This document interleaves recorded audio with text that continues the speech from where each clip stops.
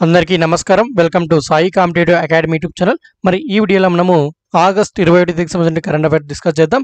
So ముఖ్యంగా ఈరోజు అతి ముఖ్యమైన కరెంట్ అఫైర్స్ ఏంటంటే ఈరోజు నేషనల్ స్పోర్ట్స్ అవార్డ్స్ ఏవైతే ఉన్నాయో రాజీవ్ గాంధీ ఖేల్ రత్న అవార్డు, అర్జున్ అవార్డ్స్, తర్వాత ద్రోణాచార్య అవార్డ్స్, సో ఈ యొక్క అవార్డ్స్ అన్ని కూడా ప్రకటించడం జరిగింది. సో మొదట ఆ టాపిక్ చూసుకొని మిగిలినటువంటి ఇంపార్టెంట్ కరెంట్ అఫైర్స్ చూద్దాం. సో చూడండి, ఈరోజు మనకు నేషనల్ స్పోర్ట్స్ అవార్డ్స్ అయితే ప్రకటించారు. సో ఇందులో రాజీవ్ గాంధీ ఖేల్ రత్న అవార్డు అనేటువంటిది మనకు స్పోర్ట్స్లో ఇచ్చేటువంటి అత్యున్నతమైనటువంటి పురస్కారం. మరి ఎవరైతే 4 సంవత్సరాలు బాగా వాళ్ళ ప్రతిభ కనబరిచి ఉంటారో సో వాళ్ళకు ఈ యొక్క రాజీవ్ గాంధీ ఖేల్ రత్న అవార్డు అనేటువంటిది ఇవ్వడం జరుగుతుంది. అలాగే అర్జున్ అవార్డు కూడా సో ఎవరైతే బాగా ఆడింటారో సో వాళ్ళకే ఇస్తారు. సో అంటే మోస్ట్ ఇంటర్నేషనల్ లెవెల్లో బాగా పర్ఫామ్ చేసిన వాళ్ళకైతే ఈ యొక్క రాజీవ్ గాంధీ, సో అందుకంటే కొద్దిగా తక్కువ పర్ఫార్మెన్స్ ఉన్న వాళ్ళకి Arjun award. So Arjun award వచ్చిన వాళ్ళకి ఫ్యూచర్లో మళ్ళీ ఈ యొక్క రాజీవ్ గాంధీ ఖేల్ రత్న ఇచ్చేటువంటి అవకాశం ఉంటుంది. తర్వాత ద్రోణాచార్య అవార్డు వచ్చేసి ఎవరైతే కోచెస్ ఉంటారో వాళ్ళకి ఇస్తారు. తర్వాత ధ్యాన్ చంద్ అవార్డు వచ్చేసి ఈ యొక్క స్పోర్ట్స్ సంబంధించి ఎవరైతే వాళ్ళ యొక్క లైఫ్ టైం కాంట్రిబ్యూషన్ చేస్తుంటారో సో స్పోర్ట్స్ డెవలప్మెంట్ సంబంధించి సో వాళ్ళకి ఇది ఇవ్వడం జరుగుతుంది. మరి ఖేల్ ప్రోత్సాహన్ పురస్కారం వచ్చేసి ఎవరైతే ఈ కంపెనీస్ కానీ సో సంస్థలు కానీ ఏవైతే ఈ యొక్క స్పోర్ట్స్ సంబంధించి ఎక్కువగా వాళ్ళ యొక్క కృషి చేస్తుంటారో వాళ్ళకు రాష్ట్రీయ ఖేల్ ప్రోత్సాహన్ పురస్కారం అయితే ఇస్తారు. తర్వాత ఇంకొకటి వచ్చేసి నెక్స్ట్ వచ్చేసి ఓవరాల్గా టాప్ పర్ఫార్మింగ్ యూనివర్సిటీ, అంటే యూనివర్సిటీ పరంగా చూసుకుంటే ఏది టాప్ పర్ఫార్మింగ్ చేసి ఉంటుందో దానికి మౌలానా అబ్దుల్ కలాం ఆజాద్ అవార్డు ఇస్తారు. సో ఎంకి మాకా ట్రోఫీ. సో చాలా ఇంపార్టెంట్ మనకు రాజీవ్ గాంధీ ఖేల్ రత్న, తర్వాత ఈ యొక్క అర్జున్ అవార్డ్స్, తర్వాత మాకా ట్రోఫీ ఎవరికి వచ్చిందనండి చాలాసార్లు అడుగుతూ ఉంటారు ఎగ్జామ్స్లో. దీంతో పాటుగా ఎవరైతే అడ్వెంచర్ చేస్తుంటారో సో వాళ్ళకు తెంజింగ్ నార్వే ఈ నేషనల్ అడ్వెంచర్ అవార్డు అయితే ఇస్తారు. సో మన తెంజింగ్ నార్వే ఎవరంటే ఈయన తెంజింగ్ నార్గే. సో ఎవరైతే మొట్టమొదటిసారిగా మనకు మౌంట్ ఎవరెస్ట్ అధిరోహించారో సో మన ఇండియన్స్, సో ఎడ్మండ్ హిల్లరీతో పాటు సో ఆయన గుర్తుగా ఈ యొక్క అడ్వెంచర్ అవార్డు ఇస్తారు.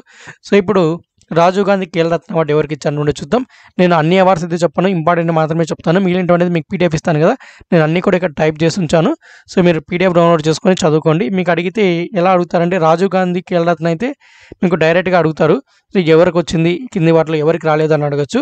ఇంకా అర్జున్ అవార్డ్స్ వాళ్ళకి సంబంధించినవి అయితే ఎక్కువ మంది ఉంటారు కాబట్టి నీకు ప్లేయర్ పేరు ఇచ్చేసి వీళ్ళు ఏ క్రీడకు చెందిన వాళ్ళు అనేటువంటిది ఇస్తుంటారు. సో అర్జున్ అవార్డు ఎవరికి వచ్చిందని ఇవ్వకోకుండా డైరెక్ట్గా ఫర్ ఎగ్జాంపుల్గా ద్యుతి చంద్ అనుకోండి, మరి కింది వాటిలో ద్యుతి చంద్ ఏ క్రీడకు చెందిన వ్యక్తి అని ఇస్తారు. సో ఆర్చరీసా, అథ్లెటిక్సా, బ్యాడ్మింటన్, బాస్కెట్బాల్ అని. సో మీరు ఏం చేయాలి, అథ్లెటిక్స్ అని గుర్తుపెట్టుకోవాలి ఆయన. సో ఆ విధంగా ప్రశ్నలు ఉంటాయి అర్జున్ అవార్డ్స్ వచ్చిన వాళ్ళు. కానీ రాజీవ్ గాంధీ ఖేల్ రత్న అవార్డు మాత్రం డైరెక్ట్గా అడుగుతారు. సో 2020 రాజీవ్ గాంధీ ఖేల్ రత్న అవార్డు పొందినటువంటి కింది వారిలో ఎవరు అని అడుగుతారు. సో వాళ్ళ గేమ్స్ కూడా గుర్తుపెట్టుకుంటే సరిపోతుంది. ఒకటి వచ్చేసి రోహిత్ శర్మ అండి, క్రికెట్ తరఫున రోహిత్ శర్మకి అయితే రావడం జరిగింది. సో చాలా ఇంపార్టెంట్. తర్వాత మరియప్పన్, సో పారా అథ్లెటిక్ ఈయన వచ్చేసి మరియప్పన్. తర్వాత మణికా బత్రాకి అయితే టేబుల్ టెన్నిస్లో యొక్క రాజీవ్ గాంధీ ఖేల్ రత్న అవార్డు వచ్చింది. తర్వాత వినేష్ ఫోగాత్కి అయితే మనకు రెస్లింగ్. తర్వాత మిసెస్ రాణి రాంపాల్ ఎవరైతే ఉన్నారో హాకీ టీం జట్టు కెప్టెన్, సో ఈమెకు కూడా మనకు ఈ యొక్క రాజీవ్ గాంధీ ఖేల్ రత్న అవార్డు వచ్చింది. మొత్తం 5 మందికి వచ్చింది. ఒకటి రోహిత్ శర్మ క్రికెట్ తరఫున, తర్వాత హాకీ తరఫున రాణి రాంపాల్, రెస్లింగ్ వచ్చేసి వినేష్ ఫోగాట్, తర్వాత టేబుల్ టెన్నిస్లో వచ్చేసి మణికా బత్రా, తర్వాత పారా అథ్లెటిక్ వచ్చేసి మరియప్పన్. సో పారా అథ్లెటిక్స్ కూడా చాలా ఇంపార్టెంట్. సో కాబట్టి గుర్తుపెట్టుకోండి మరియప్పన్ కానీ. తర్వాత మాకా ట్రోఫీ చాలా ఇంపార్టెంట్, పంజాబ్ యూనివర్సిటీ చండీగఢ్ గుర్తుపెట్టుకోండి పంజాబ్. సో స్పెల్లింగ్ తప్పు ఉందనుకోకండి, పియు కాదు పిఏనే అక్కడ యూనివర్సిటీ స్పెల్లింగ్. సో కాబట్టి స్పెల్లింగ్ కూడా గుర్తుపెట్టుకోండి, పంజాబ్ యూనివర్సిటీ చండీగఢ్. తర్వాత అర్జున్ అవార్డు చూసుకుంటే చాలా మందికి వచ్చింది, దాదాపు 27 మందికి ఇచ్చారు. సో ఇందులో మీరు అన్నీ కూడా వాళ్ళ పేరును క్రీడ గుర్తుపెట్టుకోండి. సో ఎందుకంటే ఇన్ని పేర్లు గుర్తుపెట్టుకోవడం కష్టం కాబట్టి ముఖ్యంగా మీరు గుర్తుపెట్టుకోవాల్సింది ఇందులో చాలా వరకు క్రికెట్లో వచ్చేసి మనకి ఇషాంత్ శర్మకి ఇవ్వడం జరిగింది. తర్వాత దీప్తి శర్మ కూడా క్రికెట్లో ఇచ్చారు. తర్వాత ఈక్వేస్ట్రియన్, సో ఇక్కడ చాలా వరకు ఈక్వేస్ట్రియన్ సంబంధించి ప్రతి సంవత్సరం కూడా వాళ్ళ పేరు ఇస్తున్నారండి. సో అర్జున్ అవార్డ్స్ ప్రకటించిన వెంటనే ఏమైనా ఎగ్జామ్ జరిగాయి అనుకోండి, సో సవంత్ అజయ్ ఆనంద్ అనే పేరు ఇచ్చేసి ఇతను ఏ క్రీడకు చెందిన వాళ్ళు అని అడుగుతారు. సో ఈక్వేస్ట్రియన్, సో ఎక్కువగా ఈ ఈక్వేస్ట్రియన్ ప్లేయర్స్ గురించి అడుగుతున్నారు సో ఈ క్రీడకు సంబంధించి. సో కాబట్టి గుర్తుపెట్టుకోండి సో స్పెసిఫిక్గా అది. తర్వాత గోల్ఫ్ కూడా అడగచ్చు, ఆదిత్య అశోక్. తర్వాత హాకీలో అక్షదీప్ సింగ్, తర్వాత మిసెస్ దీపిక. సో ఇలా చాలా వరకు మనకు రావడం జరిగింది. సో వీళ్ళందరి పేర్లు అయితే గుర్తుపెట్టుకోండి. తర్వాత మను బకర్ షూటింగ్, తర్వాత సౌరభ్ చౌదరి, సో వీళ్ళ పేర్లు కూడా. తర్వాత దీపక్ అండి కబడ్డీ. నెక్స్ట్ ఇంకా చూసుకుంటే సో వీళ్ళు ముఖ్యమైనటువంటి వాళ్ళు నేను చెప్పిన వాళ్ళు. సో మిగిలిన వాళ్ళు కూడా గుర్తుపెట్టుకోండి, చాలా వరకు ఇంపార్టెంటే బాక్సింగ్లో, బ్యాడ్మింటన్లో, సో ఇవన్నీ కూడా. తర్వాత ద్రోణాచార్య అవార్డు కూడా ఇస్తారు. సో ఇవి కూడా చాలా వరకు ఇంపార్టెంటే, కాకుండా అంత ఇంపార్టెంట్ అయితే కాదు ఎందుకంటే చాలా పేర్లు ఉంటాయి కాబట్టి గుర్తుపెట్టుకోవడం కష్టం. మిగిలినంత వరకు ట్రై చేయండి. తర్వాత ధ్యాన్ చంద్ అవార్డ్స్ కూడా చూడొచ్చు ఎవరెవరికి ఇచ్చారటువంటిది. సో ముఖ్యంగా ఇందులో మనకు ముఖ్యమైన వాళ్ళు ఎవరంటే చూసుకుంటే ఇక్కడ అజిత్ సింగ్ హాకీ ఉన్నారు, మన్ప్రీత్ సింగ్ కబడ్డీ. సో ఇతను సో వీళ్ళైతే గుర్తుపెట్టుకోండి. తర్వాత అదే రాష్ట్రీయ ఖేల్ ప్రోత్సాహన పురస్కార్ ఏవైతే ఏ సంస్థలు అయితే బాగా ఈ యొక్క క్రీడలకి ప్రోత్సహించుంటాయో సో వాటికి ఇస్తారు. సో ఇందులో 4గురికి అయితే రావడం జరిగింది. సో ఓఎన్జీసీకి వచ్చేసి encouragement to sports through corporate social responsibility ఈ కేటగిరీలో ఓఎన్జీసీ వాళ్ళకి రావడం జరిగింది. తర్వాత IASM international institute of sports management వాళ్ళకు స్పోర్ట్స్ డెవలప్మెంట్ మీద. తర్వాత air force sports control board వాళ్ళకు employment of sports person and sport welfare measures so ఈ కేటగిరీలో వచ్చింది. తర్వాత ఆర్మీ స్పోర్ట్స్ ఇన్స్టిట్యూట్, తర్వాత లక్ష్య ఇన్స్టిట్యూట్కి identifying and nurturing of budding and young టాలెంట్ని ప్రోత్సహించినందుకు గాను వీళ్ళకి వచ్చాయండి.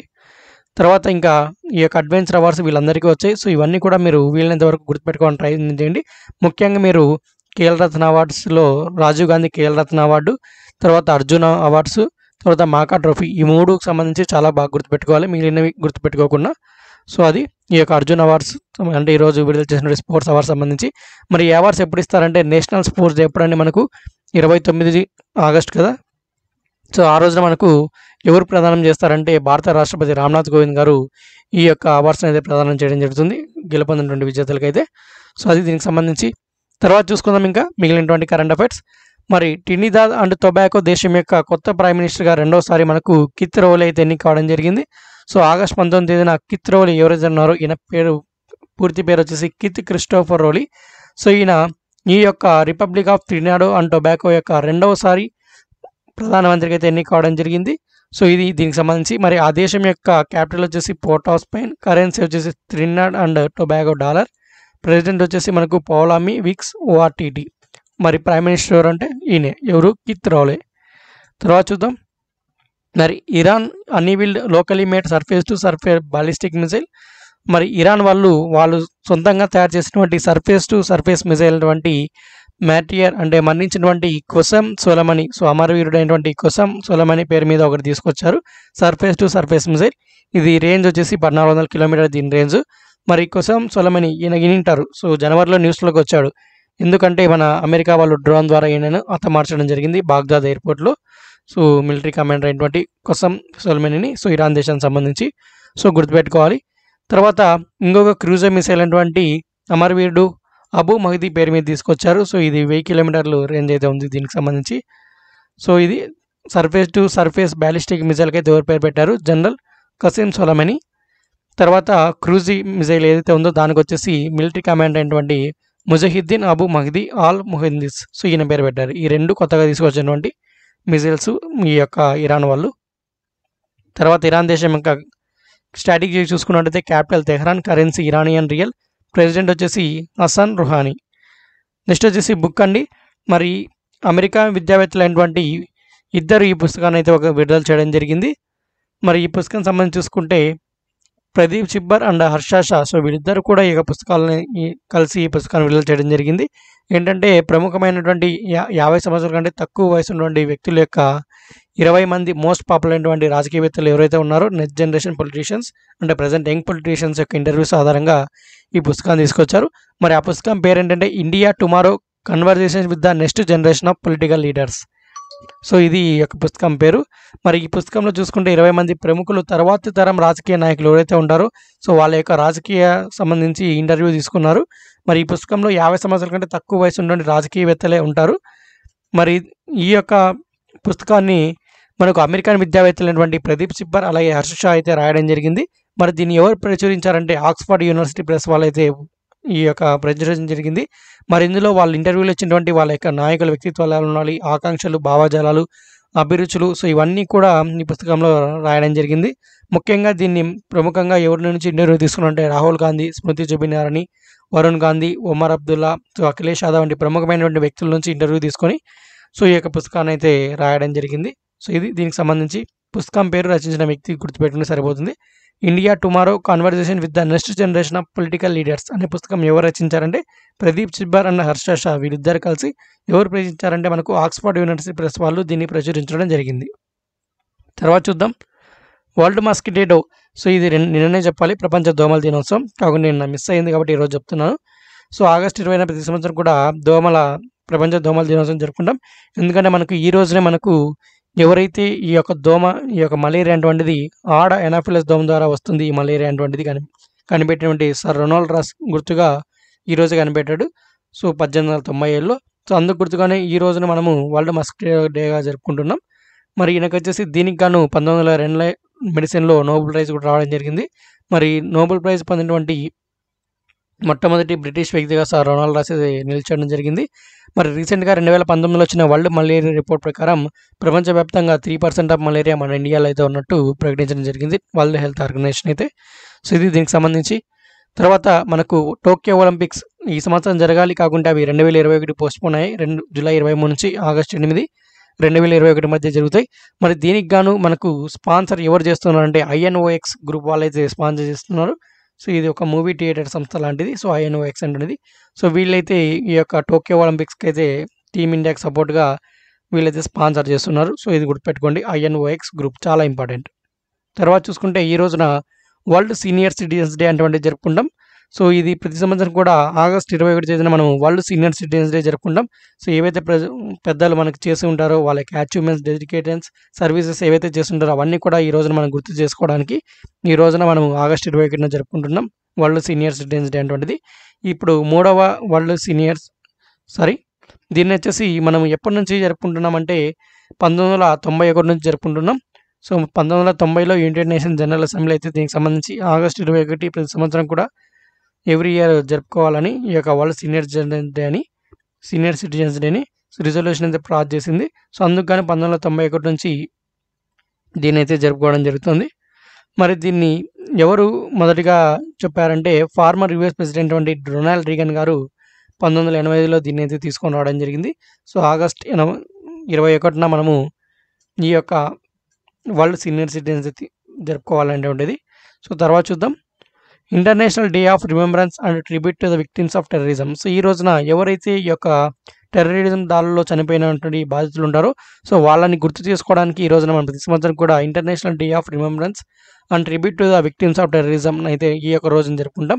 మరి ఇది 3వసారి జరుపుకుంటాం. దీన్ని మొదటిసారిగా 2017లో ఈ యొక్క యుఎన్ జనరల్ అసెంబ్లీ అయితే పాస్ చేసింది. 2018 నుంచి జరుపుకుంటాం. 2017లో యుఎన్ జనరల్ అసెంబ్లీ ఈ డేని ఈ యొక్క international day of remembrance and tribute to victims of టెర్రరిజంగా డిసిగ్నేట్ చేసింది. సో అప్పటి నుంచి మొదటి సంవత్సరం ఏంటంటే 2018 నుంచి జరుపుకుంటున్నాం.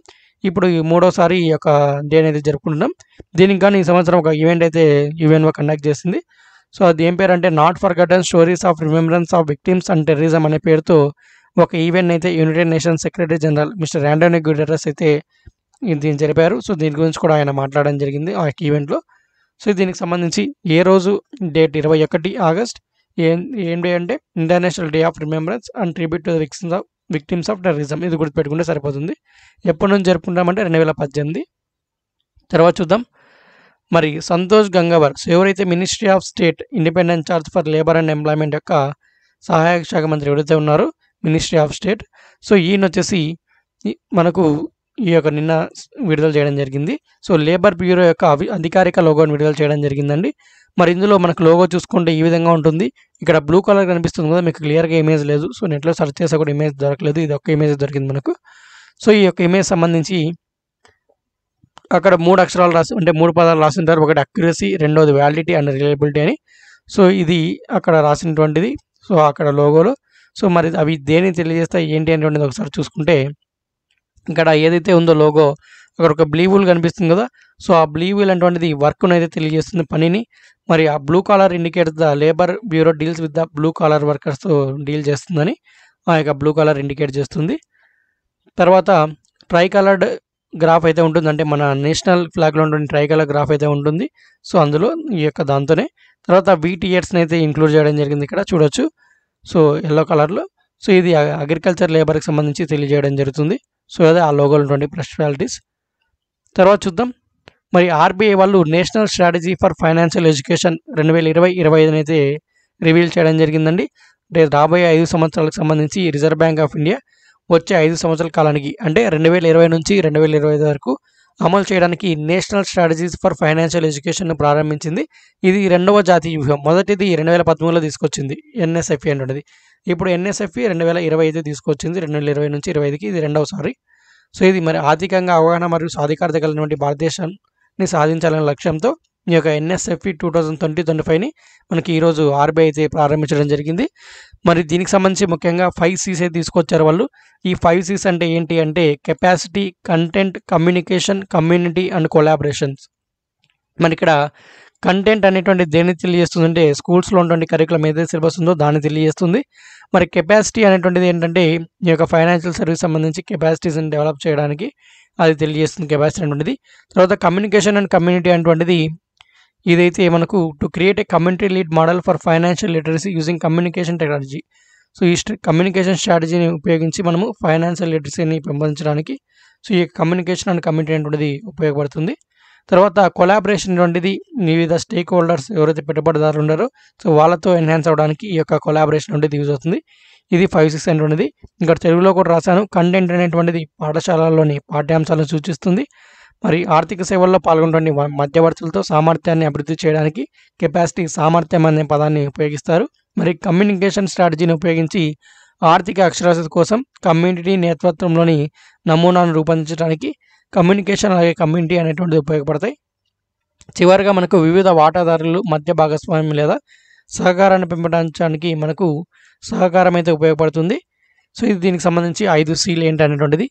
మరి ఇప్పుడు వచ్చేసి నెక్స్ట్ వచ్చేసి మధ్యప్రదేశ్ అండి. మరి ఏదైతే NRI national recruitment agency set conduct చేస్తామని చెప్పారు కదా, సో దాని గురించి నేను స్పెషల్ వీడియో చేశాను. మీరు ఆ వీడియో చూడకుంటే పైన ఐసీఎంఎల్ మీద క్లిక్ చేస్తే మీరు ఆ వీడియో చూడవచ్చు, అక్కడ ఉంటుంది. సో ఇక్కడ ఈ సెట్ క్వాలిఫై అయిన వాళ్ళకు జాబ్స్ ఇస్తామని మొట్టమొదటిసారిగా ప్రకటించినటువంటి రాష్ట్రం ఏదంటే మధ్యప్రదేశ్. సో అంటే మళ్ళీ వాళ్ళు ఎటువంటి ఎగ్జామ్స్ పెట్టుకోకుండా సో ఏదైతే సెట్ క్వాలిఫై అయిన అభ్యర్థులు ఉంటారో వాళ్ళకు వచ్చినటువంటి మార్క్స్ ఆధారంగా వాళ్ళకు జాబ్స్ అనేది ప్రొవైడ్ చేస్తామని మధ్యప్రదేశ్ వాళ్ళు అయితే ప్రకటించారు.